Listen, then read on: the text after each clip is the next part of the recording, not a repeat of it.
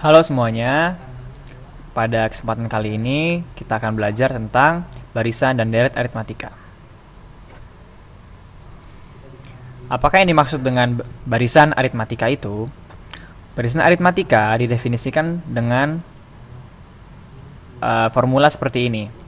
Suku ke N dari sebuah barisan aritmatika sama dengan A ditambah N-1 dikali D. Dengan N adalah bilangan asli, yang nilainya boleh 1, 2, 3, dan seterusnya. A adalah suku awal, dan D adalah selisih barisan. Dan keduanya merupakan bilangan real. Sebagai contoh, misalkan kita punya A sama dengan 2, dan D sama dengan 3.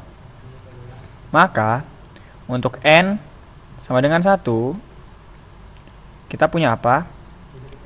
U1 sama dengan A ditambah N-nya 1, ingat 1 kurang 1 dikali D sama dengan 1 kurang 1 habis 0. Kita hanya punya A sekarang, A.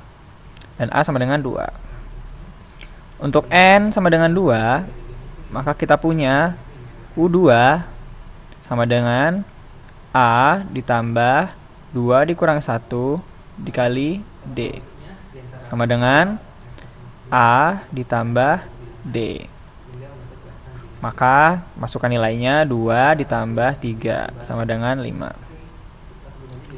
Untuk N sama dengan 3, kita punya U3 sama dengan A ditambah 3 kurang 1 dikali D sama dengan A ditambah 2D sama dengan, masukkan nilainya 2 ditambah 2 dikali 3. Maka ini sama dengan 2 ditambah 6 sama dengan 8. Dan seterusnya. Maka barisan aritmatika kita adalah 2, 5, 8, dan seterusnya. Perhatikan bahwa nilai D ini, D sama dengan 3, oke, adalah selisih dari masing-masing suku di barisan ini. Misalnya 2 sama 5 selisihnya 3, 5 sama 8 selisihnya 3.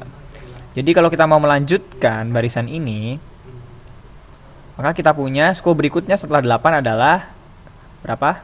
Selisihnya harus 3 dari 8. Maka ini harus 11. Kemudian selanjutnya selisihnya juga 3, maka di sini harus 14. Dan seterusnya.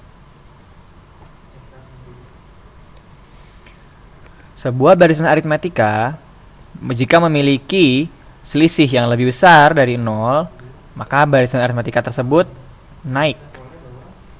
Contohnya adalah barisan aritmatika kita sebelumnya.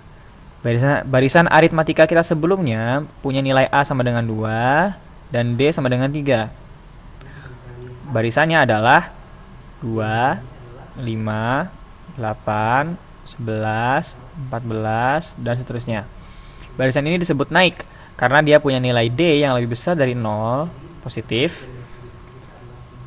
Dan ya, kita bisa lihat juga suku-suku di barisan ini makin lama makin besar, naik ya. Pertama 2, terus 5, terus 8, terus 11, dan seterusnya. Sebaliknya, jika sebuah barisan aritmatika punya nilai D yang kurang dari 0, maka barisan aritmatika tersebut turun. Seperti apa contohnya?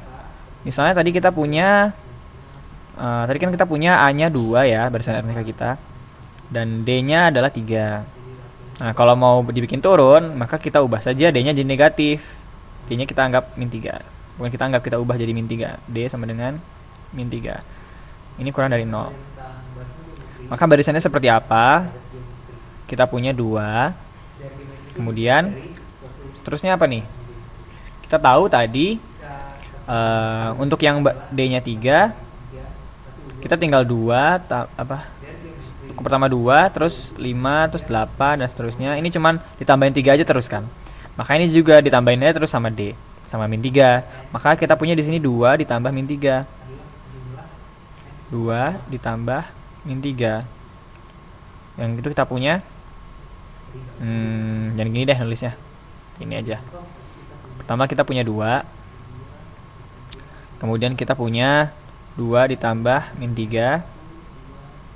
Ini U1 kita, ini U2 kita. Maka suku keduanya adalah min 1. Kemudian suku ketiganya adalah 2 ditambah 2 kali min 3, yaitu 2 ditambah min 6 min 4, dan seterusnya. Maka barisan kita yang seperti ini adalah 2 min 1 min 4 dan seterusnya. Nah, barisan ini turun karena kita lihat suku-sukunya makin lama makin kecil, maka disebut turun. Oke.